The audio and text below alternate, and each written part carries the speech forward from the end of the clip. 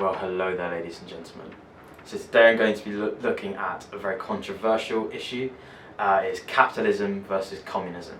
So we've got, on the one hand, we've got Boris, who's called Thatcher on steroids by Corbyn, and he's looking to privatise the NHS, or taking steps towards privatising the NHS, which is a very controversial issue. And many people are not happy with this policy, and I, for one, agree with them. And on the other hand, we have Corbyn. Corbyn has been called a Stalin-type figure by Boris, because he is planning to nationalise the railway networks, also Royal Mail, and some utilities companies. So his plan is to spend 196 billion, which is 9% of the UK economy, which is a huge chunk, especially considering we've had Brexit difficulties causing us to be close to a recession. So that's a huge chunk, and I don't know quite where he's got this figure from, because it depends on what price he'll buy these companies at. For example, Royal Mail is on the stock market, and I'll look at this later. So what are the advantages and disadvantages of nationalisation? So there's the whole nationalisation on the one hand versus privatisation on the other hand. So what is the advantages of nationalisation? Well, they benefit from economies of scale, because they are able to get high investments from the government, which smaller companies wouldn't be able to take out from banks, and be able to buy in bulk.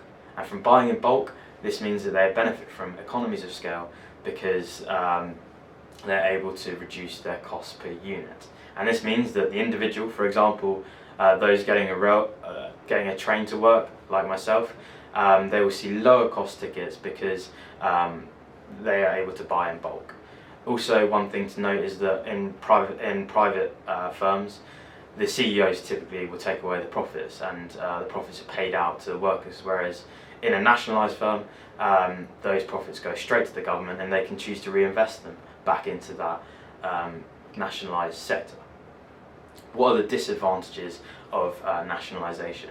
Well, this is the whole free market kind of idea, the Adam Smith's invisible hand, the incentives mechanism behind a privatised firm. So in a nationalised sector or firm, they face an issue of principal-agent problem. There is a division, a conflict of interest, because the principal agent, for example, those making the decisions on the national rail, aren't actually the agent. So that is the conflict of interest. There's division there. They may have one idea that will benefit themselves, for example, but it will not benefit the agents, us, the people, for example.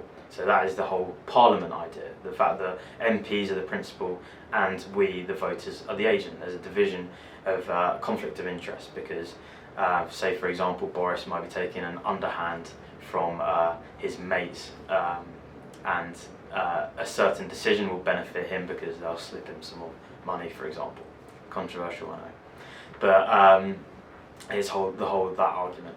And then there's also the issue of moral hazards. That's a big disadvantage for nationalised firms, because there's no incentives for them to do well for the company. They can just keep thinking, oh, I've got a stable income because the taxpayers are paying for my wages. Why would I choose to work harder? I mean, I've got a stable wage from the taxpayer. There's no incentive for me to increase my output. So that is the main argument there, that nationalised firms are generally inefficient, because there's no incentive for them. They don't face, if there's a bad year for the firm, they don't face those negative consequences, the taxpayer does. So there's that whole argument. So those are the key advantages and disadvantages of nationalisation. Now I'm going to look at a real case study.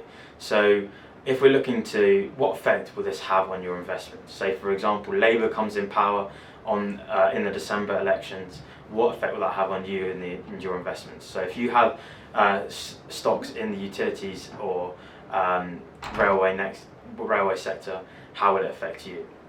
So I'm going to look at the case study of Royal Mail. So as we can see here on their stock chart, Royal Mail's got support at around the 190 level, and it's got resistance at the 230 level. So if, for example, Labour wins the election and they decide to buy out Royal Mail, well, this will mean that the stock price will fall after the elections, because the government will tend to get a discounted price on Royal Mail, because they've given them a lot of subsidies in the past, and they think, oh, we should get it at a discounted value. So you'll see the Royal Mail price slide massively. And also, how will they choose to work out the price they buy Royal Mail at? Will it be after the elections when the stock price has fallen and they'll take an average over there, or will it be before elections when the price of Royal Mail was much higher? So that is the kind of things to think about when investing from now in utilities, Royal Mail, and if you can invest in the railway sector. So just think about the effect of a Labour Parliament on your investments. Thank you for listening.